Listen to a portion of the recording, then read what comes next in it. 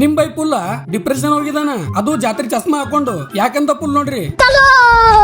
ರುಕೋ ಜರಾ ಸಬರ್ ಕರೋ. ಇವತ್ತಿನ ದಿನ ಶುರುವಾಗಿದ್ದೆ ಬೆಳಗ್ಗೆ ಹಾಲ್ ತಂದು ಮಿಲ್ಕ್ ಶೇಕ್ ಮಾಡ್ಕೊಂಡು ಕುಡಿಯುವಾಗ. ನಮಸ್ಕಾರ crazy people, 70% daily day challenge ನ ಇವತ್ತು 65ನೇ ದಿನ.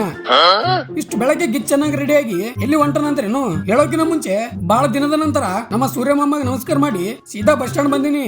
ಅಲ್ಲಿಂದ ನಮ್ ಸಿಂದಗಿ ಬಂದೆ. ಫ್ರೀ ಬಸ್ ಸಲುವಾಗಿ ನಮ್ಮಂತ ಹುಡುಗರಿಗೆ ಫುಲ್ ಹೈರಾಣ ಆಗಿದೆ ನೋಡ್ರಿ. ಇದೇ ಬಸ್ ಸ್ಟ್ಯಾಂಡ್ ದಾಗ 2 ವರ್ಷ ನಾಯಿ ತಿರುಗಾಡಂಗ್ ತಿರುಗಾಡಿನಿ. ಯಾಕಂದ್ರೆ ಅವಾಗ ಕಾಲೇಜ್ ಅಂತ ಬಂದು ಬಸ್ ಸ್ಟ್ಯಾಂಡ್ ದಾಗೆ ಇರ್ತಿದ್ವಿ ಜಾಸ್ತಿ. ಎಲ್ಲಾ ಕೆಲಸ ಮುಗಿಸ್ಕೊಂಡು ಸೀದಾ ಬಿರಿಯಾನಿ ತಿಂತಾ ಇದೀನಿ.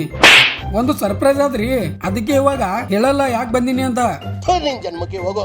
ಅಲ್ಲಿಂದ ಮನಿಗ್ ಬಂದಿದ್ದೆ ತಡ ತೊಬರ್ ಮಳೆ ಬಂತು. ವಿಡಿಯೋ ಮಾಡೋದ್ರಾಗ ಬಿಸಿಲೇ ಬತ್ತಿರೀಪ, ಸ್ವಲ್ಪದ್ರಾಗ ಬಚಾವದು ನನ್ನ ಬಟ್ಟಿ.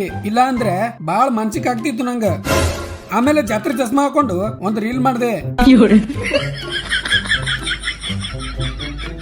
ಅಷ್ಟ್ರೊಳಗ ಕೆಳಗಿನ ಮನೆಯವರು ಏನೋ ಮಾಡಿ ಕಳಿಸಿದಾರ. ಅದನ್ನ ತಿಂದ್ ನೋಡಿದ್ರೆ ಫುಲ್ ಗಿಚ್ಚಾಗಿದೆ. ಆದ್ರೆ ಅದ್ರ ಹೆಸರೇ ಗೊತ್ತಿಲ್ಲ.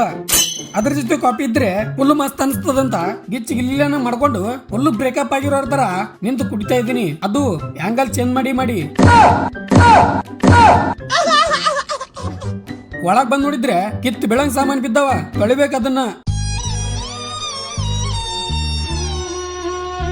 ನೈಟ್ ಏನಾರ ಅಡಿಗೆ ಮಾಡ್ಕೋಬೇಕು ಅಂತ ತಂಡಿ ಒಳಗೆ ಹೋಗಿ ತಂದು ಕಡಾಯದಾಗ ಎಣ್ಣೆ ಹಾಕಿ ಅದ್ರೊಳಗೆ ಏನೇನೋ ಹಾಕ್ದೆ. ಇವತ್ತಿನ ಫುಲ್ ವಿಡಿಯೋ ನನ್ನ ಯೂಟ್ಯೂಬ್ ಚಾನಲ್ ಆಲ್ರೆಡಿ ಅಪ್ಲೋಡ್ ಆಗಿದೆ, ಹೋಗಿ ನೋಡ್ಬೋದು. ಲಿಂಕ್ ನಾನು ಬೇದಾಗ ನೋಡ್ರಿ. ಶಿಸ್ತು ಪುಳಿಯೋಗರೆ ಮಾಡ್ಕೊಂಡು ಮಾವಿನಕಾಯಿ ಜೊತೆ ಸಪಾಸಟ್ ಮಾಡಿದೆ. ಇವತ್ತಂತೂ ಬಸ್ದಾಗ ಜರ್ನಿ ಮಾಡಿ ಫುಲ್ ಹೈರಾಣ ಆಗಿದೆ. ಇರ್ಲಿ ಇವತ್ತಿನ ಥಾಟ್ ಕೇಳ್ರಿ ಹೋಗ್ಲಿ. ತಾಳ್ಮೆ ಇರ್ಬೇಕು ನಿಜ, ಆದ್ರೆ ನಮ್ಮನ್ನು ನಾವು ಸೋಲಿಸುವಷ್ಟಲ್ಲ. ಅವಸರ ಇರ್ಬೇಕು ನಿಜ, ಆದ್ರೆ ನಮ್ಮ ಗೆಲುವನ್ನು ನಾವೇ ಹಾಳು ಮಾಡಿಕೊಳ್ಳುವಷ್ಟಲ್ಲ ಅಂತ ಹೇಳ್ತಾ ಇವತ್ತಿಗಿಷ್ಟೇ. ಇಷ್ಟ ಆದ್ರೆ ಲೈಕ್ ಮಾಡಿ, ಮತ್ತೆ ನಾಳೆ ಸಿಗಮು. ಜೈ ಹಿಂದ್, ಜೈ ಕರ್ನಾಟಕ. ಮತ್ತೆ